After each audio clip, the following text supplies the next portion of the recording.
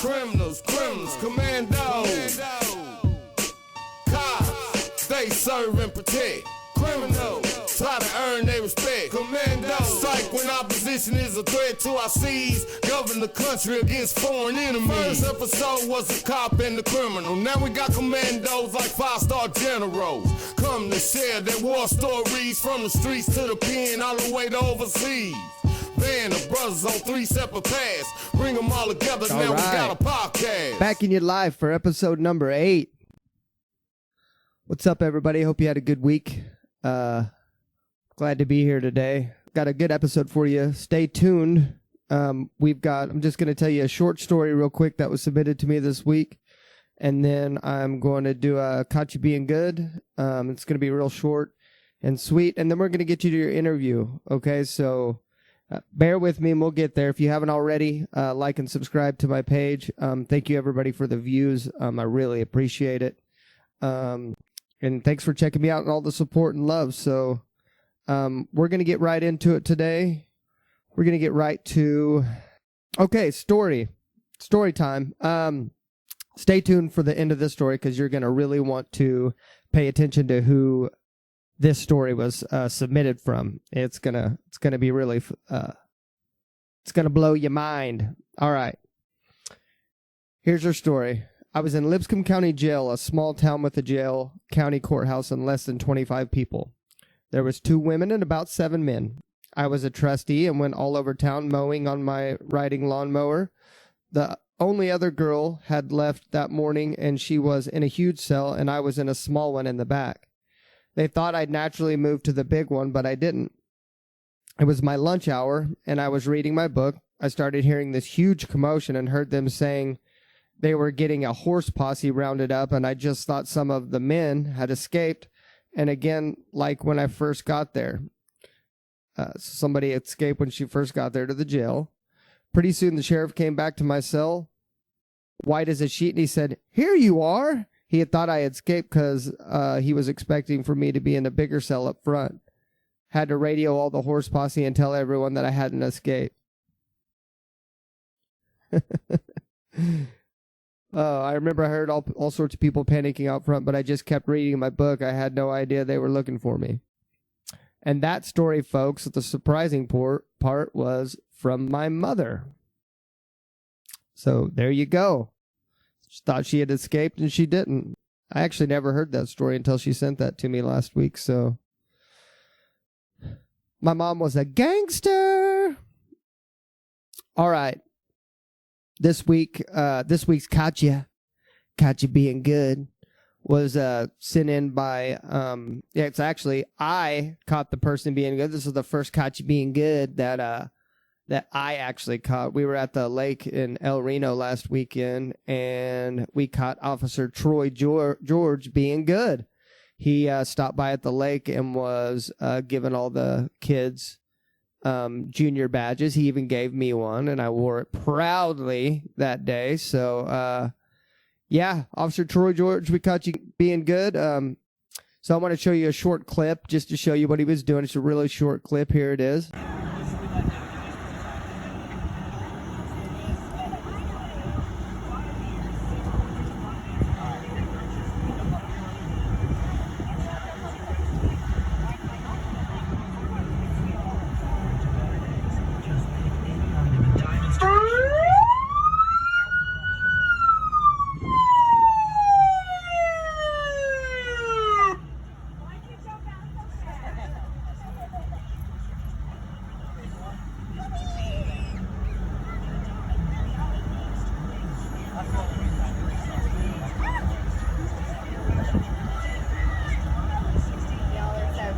And then here's a picture of me and my family meeting Troy George. Everybody in El Reno, let's get on Troy George and let's get him to come on the podcast so I can interview him. I think it'd be fun. Probably got to talk to his administrator. So there it goes. So anyway, all right.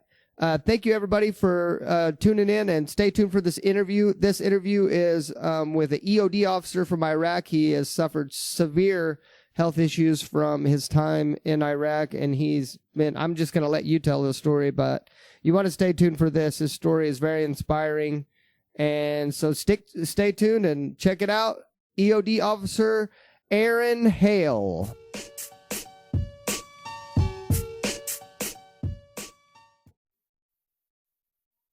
Okay, I'm here with EOD Officer Aaron Hale. That's right. It's the EOD officer. Well, I was enlisted, but EOD, Explosive Ordnance Disposal, the military's bomb squad. Okay, yeah. So I checked up on your story a little bit, and it said that you started off in the Navy on a ship being a cook, right? That's right. I enlisted in September 1999 as a Navy cook. I've been cooking since I could reach over the countertop, so it just made sense that when I was joining the military that I'd get some OJT and become on my way to becoming a chef. I'd be a Navy cook, and it was I managed to work my way all the way up to the flag mess, which is admiral of the commander of the Sixth Fleet in Gaeta, Italy.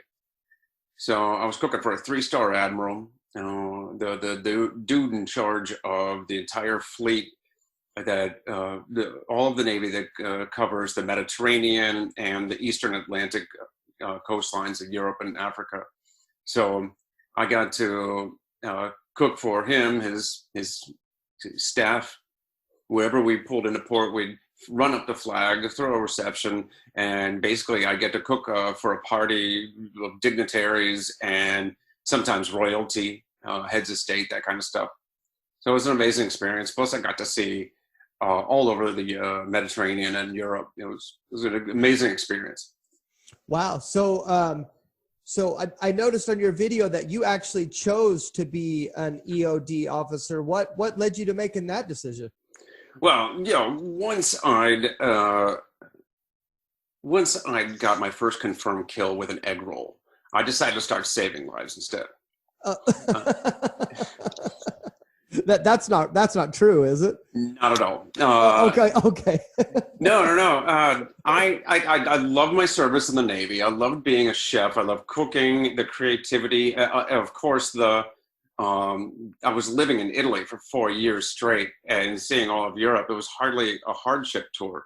But in 2004, 2005, both wars were kicking off, were in full swing. And I just felt a calling to do something a little more direct. So when my time in Italy was up, I volunteered to deploy to Afghanistan. Of course, I was sent to be a cook in an army chow hall on an army base in Afghanistan. But that's when I met some EOD technicians, Explosive Ordnance Disposal, basically bomb squad, like first responders on the battlefield.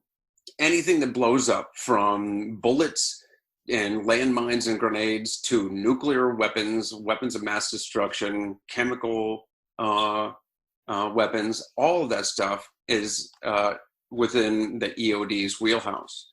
So I met these guys, and they were having basically one of those maintenance days where they pulled everything out of their armored truck, and they had bomb suits and robots and stuff all over, and they were cleaning and maintaining and changing batteries, that kind of stuff. It was like a cool guy garage sale. And I started talking to these guys, and they told me about the job, the brotherhood, the tight-knit family. And I know, as a police officer, you know what I'm talking about. And the job they did, and it clicked. This is what I had to do. So when my time in Afghanistan was up, I went back to the United States, and I requested in the Navy to switch my job. Requested to switch from Navy cook to Navy EOD, and they said no. I guess they like my cooking too much. The truth was my rank and job were undermanned, and they weren't going to let me change or even promote me out of where I was right there. So when my contract was up, I took I walked, and I went over to the Army recruiter, and I put my service record on the desk, and I said, "Hey, I want to go EOD." He looked at my test scores and my service record and said, welcome.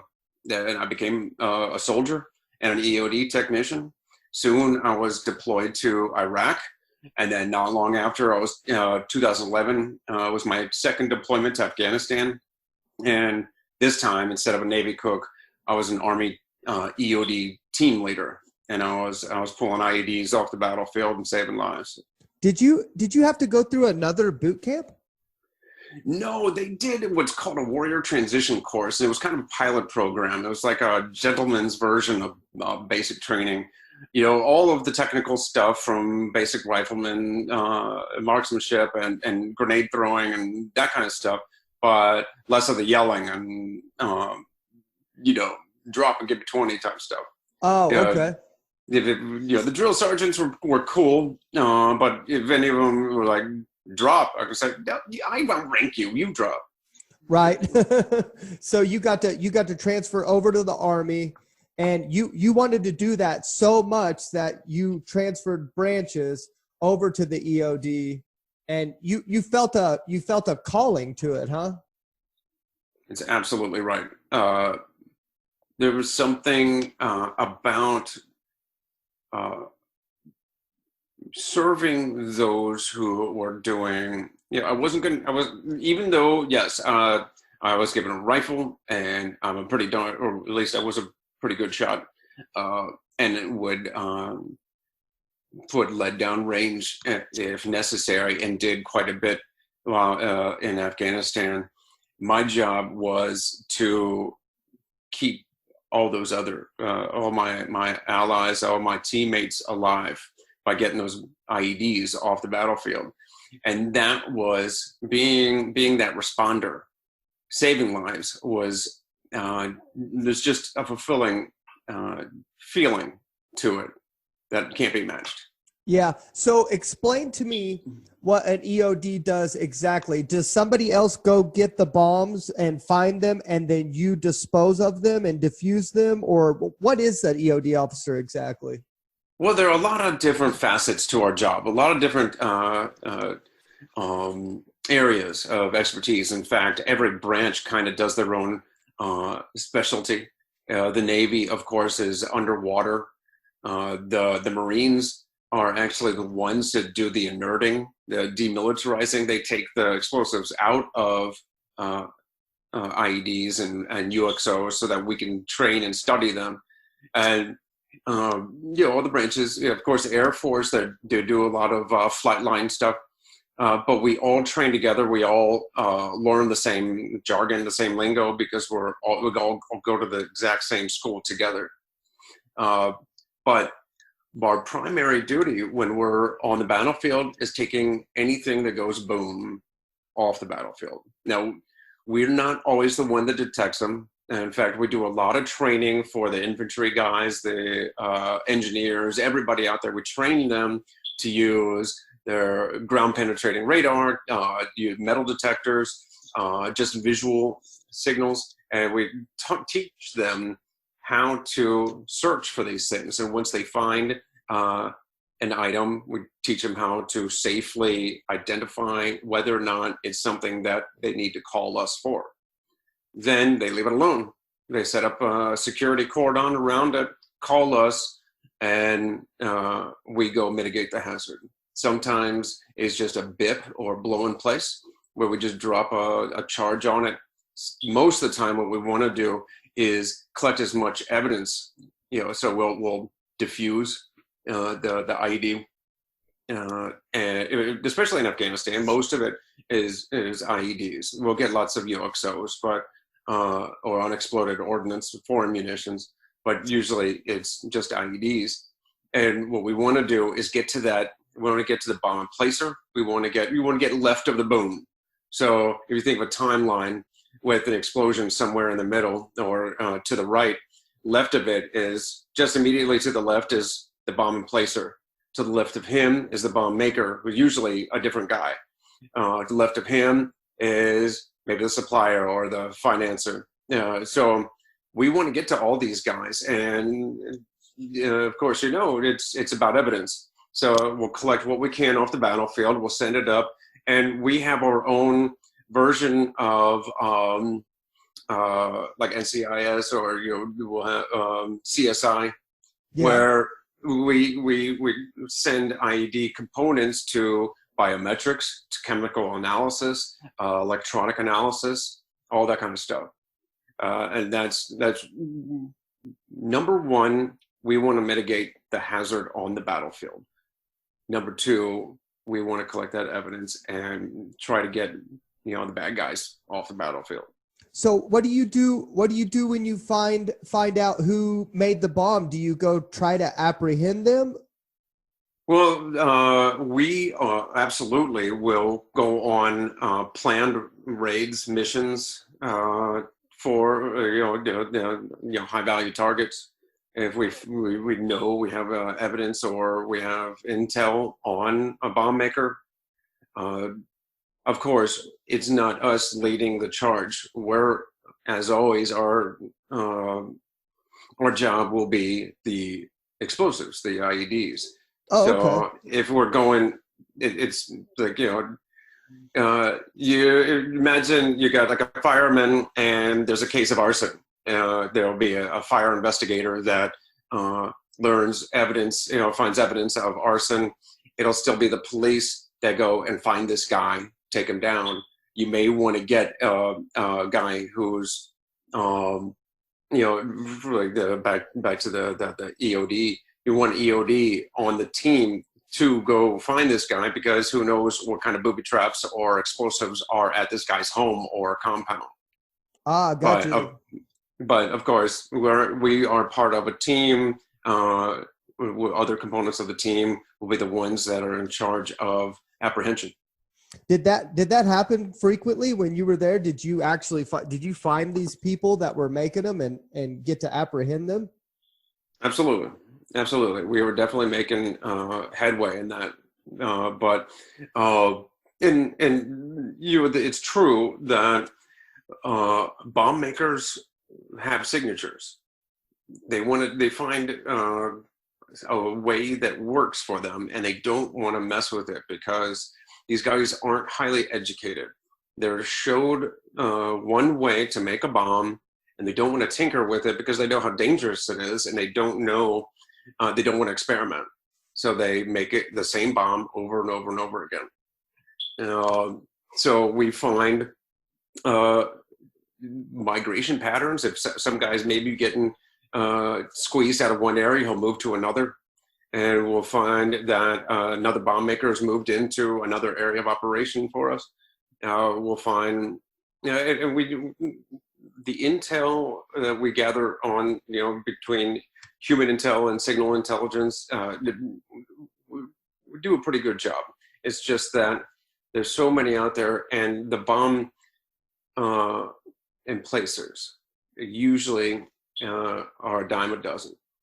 They're not the high value targets. They're just a guy somebody teaches to dig a hole and throw a bomb into. And so you got to basically find him, just like police work. I'm sure you've got to find him and then get him to talk to you and tell you who the high value target is then. Right. Most of the time, the intel goes kind of a couple levels beyond where my operations are. As an E.O.D. team leader, I was basically the top guy in a 3-person team with boots on the ground.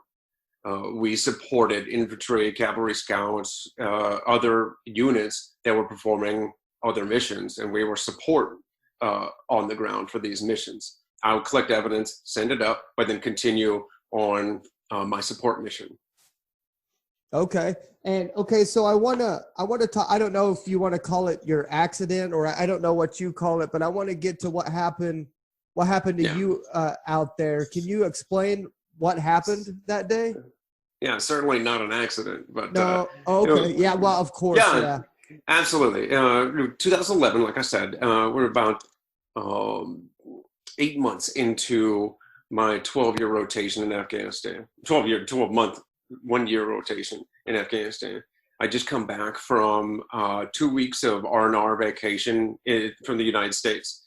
Every year-long deployment, we get two weeks of vacation. So I went back home, got to witness my 1-year-old son have his first birthday. Oh, all right. Yeah, I got to have Thanksgiving with the whole family. It was a fantastic last page in the photo album. But I was just back to Kandahar. My team had picked me up in our armored truck, and we were jumping into a convoy to head back to our AO. Along the way, the convoy commander called back to my truck and said, "E.O.D, we've got something in the road up ahead. Can you take a look?" Of course, we weren't on call. We were down, and we're just kind of tagging along in this convoy. But we were closest to E.O.D to the scene, so of course they set up that security cordon that I'd mentioned, and we got to work. I tossed the luggage off of the robot, and I tossed the robot out of the truck, and it got to work. And we found what we almost always find in Afghanistan in this particular area was an oil jug, about a gallon size oil jug with homemade explosive connected with lamp cord and a 9-volt battery and a pressure plate. That's it. And so the robot had ripped out the pressure plate and effectively disarmed the IED. But of course, second job of mine was to collect evidence if I can do it safely. So what I did was try to get that robot to pull the jug out of the hard packed dirt, but it just wasn't strong enough.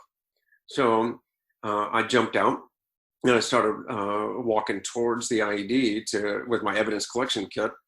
And about 20 or 30 meters from the original IED, a secondary device that hadn't yet been detected detonated right beneath me. It punted me into the air. I landed on my knees and elbows, and the lights had gone out. It was already dark out. It was about 9 at night, but our truck has so many aftermarket spotlights and that we could light up the entire area. But it was pitch black. And I thought, oh my gosh, I thought that my helmet had just gotten like blasted and pushed right over my face. So first thing was wiggle the fingers and toes, do a functions test. And it felt like everything was intact. So I reached up and I went to adjust my helmet to find that my helmet was gone. And that's when I thought, oh no, this is bad. The Army's going to want that back. Yeah. They sure are, aren't they? It's funny what goes through your head when you're a soldier. But that really went through your head? But the blast had taken both my eyes. It cracked my skull in a couple of places. It had blown up both my eardrums. It even took a little bit of a sense of smell for a while. And I've got mild to moderate TBI. I was back at Walter Reed within 48 hours. And was trying to, it was so fast, happened so quickly that I didn't even have a chance to think, oh my gosh, what's my life going to look like after this? Once I was at Walter Reed, and after a few surgeries, they said they couldn't fix my eyes, and I was going to be blind for the rest of my life. I had to come to grips with this new scenario, this new situation. Thank goodness for my amazing family. Thank goodness for my military training that kind of taught me to pick up and assess my situation and carry on. And now that's what I did.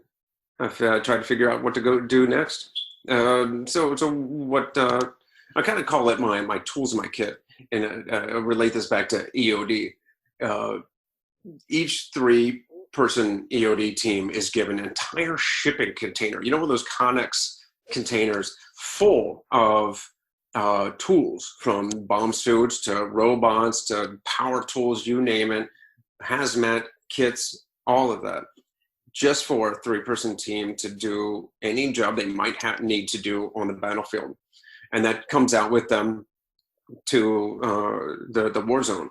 Of course, we get this bomb truck, this armored truck, and it's not nearly as big as a shipping container. So we got to leave some tools behind and try to figure out what tools we really need to put into this truck.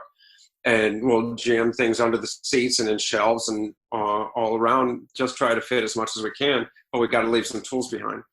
And then Afghanistan was another situation where we're on goat trails, dirt trails through the countryside, and couldn't even take our trucks. We were dismounted, we're on foot. So now it's, what tools do I carry on my back in my rucksack? And what can I carry in this hot weather? Well, I'm also carrying my rifle, my armor, my full combat loadout, water and food. So it ends up being like a couple blocks of C4, carabiner, a rope, and a really good knife. And that's my IED kit. So now I'm without a pair of tools, but I still have the same job. At the time, I was still a soldier, still a team leader, E.O.D, husband, father. I had a job to do. I had many jobs to do. So I got to work. So wait a second. You went back as an E.O.D officer after you recovered? That's right. I couldn't. I was still blind, but I stayed on active duty. And what I did is I requested they send me to the schoolhouse. So I went down to Eglin Air Force Base, to the Panhandle, where the Panhandle of Florida, where the E.O.D school is, and I became an instructor for a time. In the meantime, though, while I was also instructing, I began speaking across the country to organizations and companies, just talking about motivation, triumph through tragedy, strength in struggle, that kind of stuff. I started climbing mountains, running marathons, whitewater kayaking, even ran the Boston Marathon until 2015, and tragedy struck again. This time, bacterial meningitis had crept into the crack, one of those cracks in my skull, and I was back in the hospital as this bacteria was trying to more or less eat my brain, and it nearly killed me. But in the meantime, while the heavy doses of antibiotics were doing their thing, the bacteria stole what was left of my hearing. And it left me not just completely blind, but totally deaf. So there was a chance with cochlear implants that I could regain a portion of my hearing, but it would take some time. I had to first recover from the infection, spent a few weeks in the hospital, and then I got released back to go back home. And for 6 months straight, while recovering from the illness, getting surgery in one ear for the implant and then the other ear for the implant, waiting for these things to get tuned in. It was over 6 months that I was virtually trapped inside my body. I couldn't see, man. I couldn't hear anything. It was an extremely isolating time. Very scary, very lonely. I couldn't do those things that I wanted to, like to do. My outlets for frustration, my physical fitness. Another thing is it stole that inner ear balance also. So I couldn't even get on my treadmill. We have these adaptive devices like computers and phones that talk to us, all muted. I couldn't listen to audiobooks or podcasts or anything. Check my email. I could not do anything. So for 6 months, you're just alone with your thoughts. Yeah. And they're not all of them were pretty. No, I imagine not, man. I imagine not. That sounds like a nightmare, honestly. But so, and you've already had this bad thing happen, and then you're regaining you're regaining this fight in you, and you're like, okay, you're starting to live your life again and deal with what already happened to you, and then this happens. I don't know what I would have done, man. I don't know. That's why people like you bring so much inspiration to me, because I look at my life and these things that happen to me, and then I meet someone like you and I go, okay, you have no right to complain anymore, because look at what he's been through. And then I can use that to get over whatever I'm going through, you know? You know, you're absolutely right. No, I'm just an average Joe caught in an extraordinary situation. And when people say that exact same thing, I think, me, how about this guy? And I know dozens of people that have gone through things that I couldn't even imagine. And yeah, like, you know, during the 6 months, I was sitting at my, you know, like the kitchen counter, not able to do much of anything. And those awful thoughts, you know, the why me's, the what ifs. I was thinking, you know, when does this one soldier pay his dues? You know, when has one guy had enough? You know, when, yeah, you know, exactly. when have I had my fair share? And it's really self-defeating. And it takes you down the wrong direction, it took me into this spiral. But then the holidays were coming. And finally, you know, my girlfriend at the time, now my wife, you know, she would not let me give up. In fact, to communicate, she was the one writing every letter of every word she had to talk to me with in the palm of my hand. That was the only way we could communicate for 6 months, half a year. Yeah. I thought at the time maybe this would be a really good time to have learned Braille, but Yeah. you know, I was too lazy, too much technology out there. Absolutely. But I went back to one of my old hobbies, my old occupation of cooking. We decided we were going to throw a huge feast. We're going to have the best Thanksgiving dinner ever. So we invited all the family from all across the country. We were going to have this huge reunion. We had friends coming. It's going to be a feast. We had a couple of different turkeys, one on the smoker, one in the oven. We had ham, all the different trimmings. And of course, I was devoted to putting bacon in every vegetable and turning everything healthy into something unhealthy. That's Thanksgiving, right? I started with the desserts weeks in advance. I was making cakes and pies and cookies. I started doing batch after batch of fudge. I was like throwing nuts and spices, and, you know, going into the liquor cabinet. I was like dumping, you know. Right. Yeah. And my wife noticed, you know, as I was doing batch after batch of fudge and just starting again, she noticed two things. One, I was wearing a smile on my face for the first time in 6 months. And two, there was way more fudge than anybody could eat, even my family. So she started sneaking it out the front door. Like, you got to be real stealthy around a blind deaf guy. But, right. hey, honey, I'm throwing this out. But no, she was giving it to friends and neighbors, and these guys, you know, the people were coming back and saying, hey, we've got this birthday party, we've got a baby shower, and we'd like to buy more from you. Can we do that? And can buy? Of course they can. And that's how Extraordinary Delights, or EODfudge.com, was born. We started selling our fudge. That is a creative name. I actually didn't investigate the meaning of that. I just thought you were just combining the actual EOD word from your history with the fudge, but then Extraordinary Delights. I didn't know that. That's very creative. I like that. And so do you take like online orders for this fudge and stuff like that? Well, you know, it's funny. Even while I was operating as an EOD technician in the battlefield, in my off time, I still like to cook. And in Afghanistan, in my downtime, while other guys were watching movies or playing video games or working out, and I, you know, did some of that too. I also made my own clay brick, like sun-dried clay brick pizza oven out behind our hooch. So that was my pet project.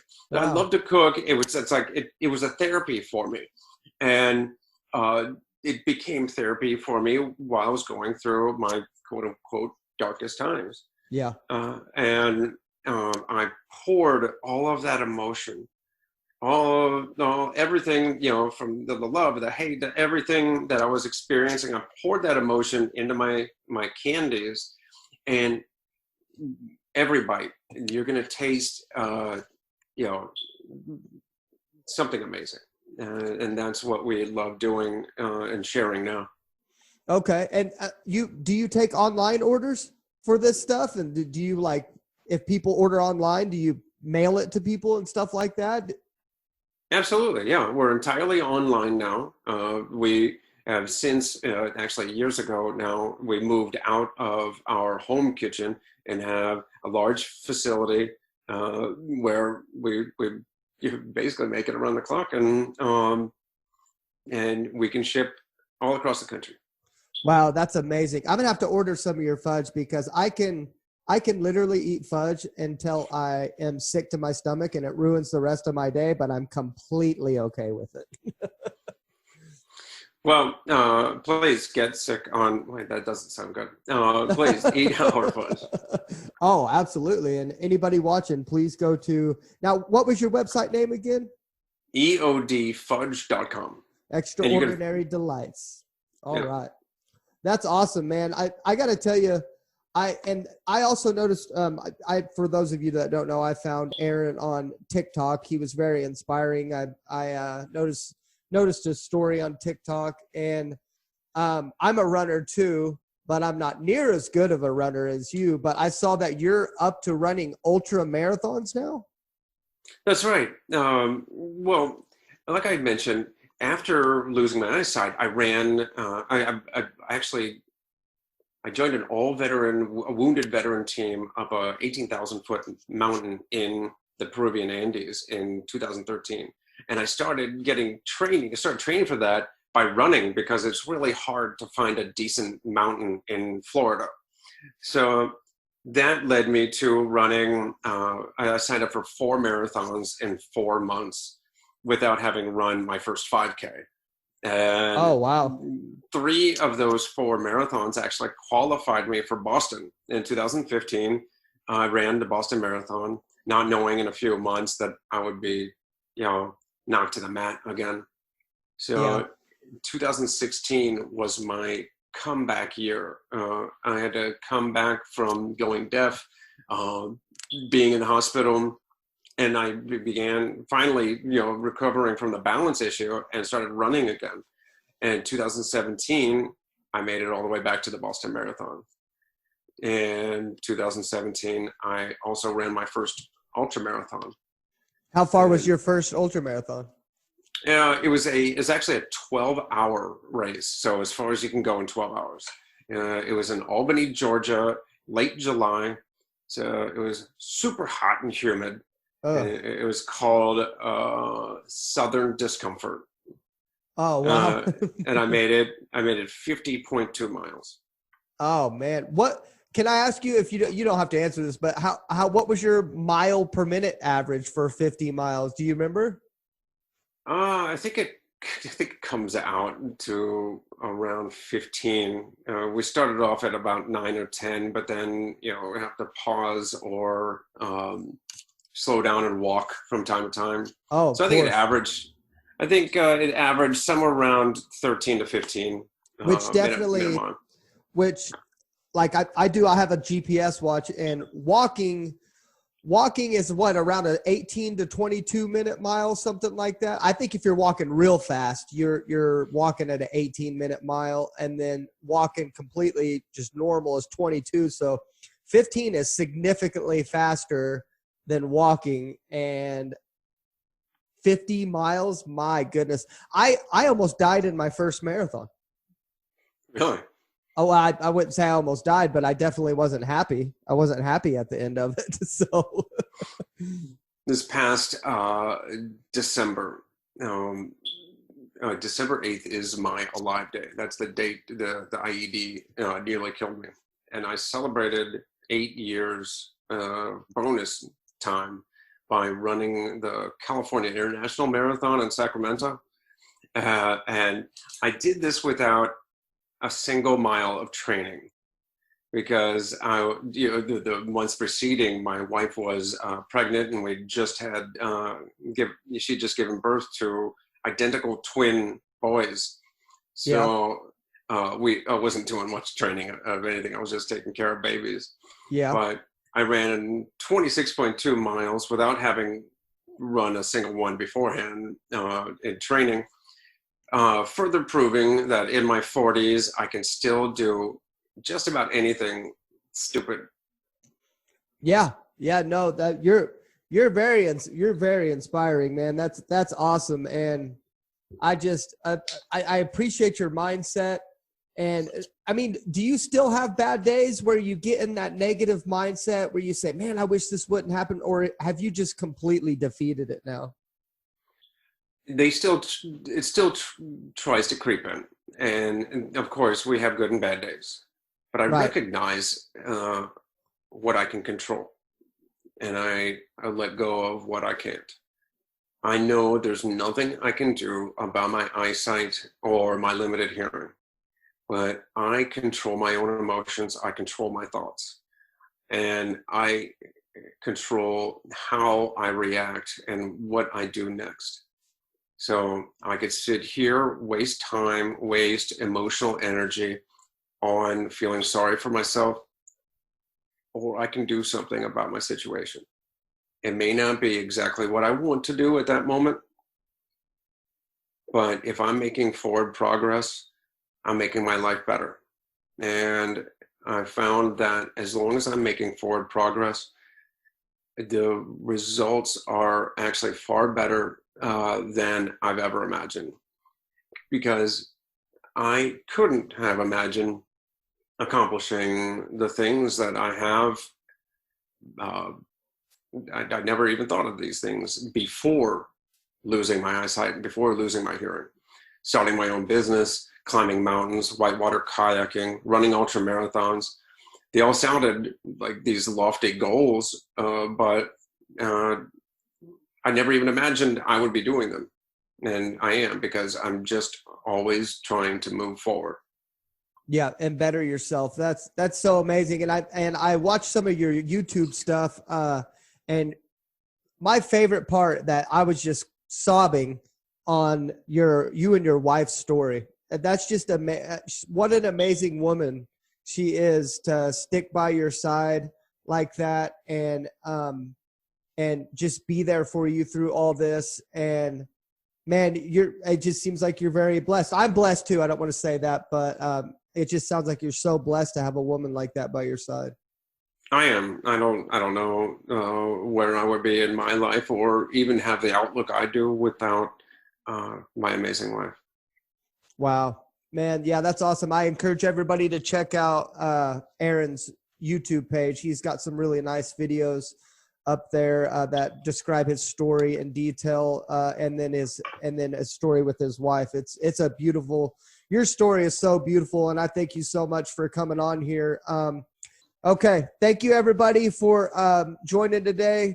Thank you, Aaron, for coming on, and I am 10-7 till next week.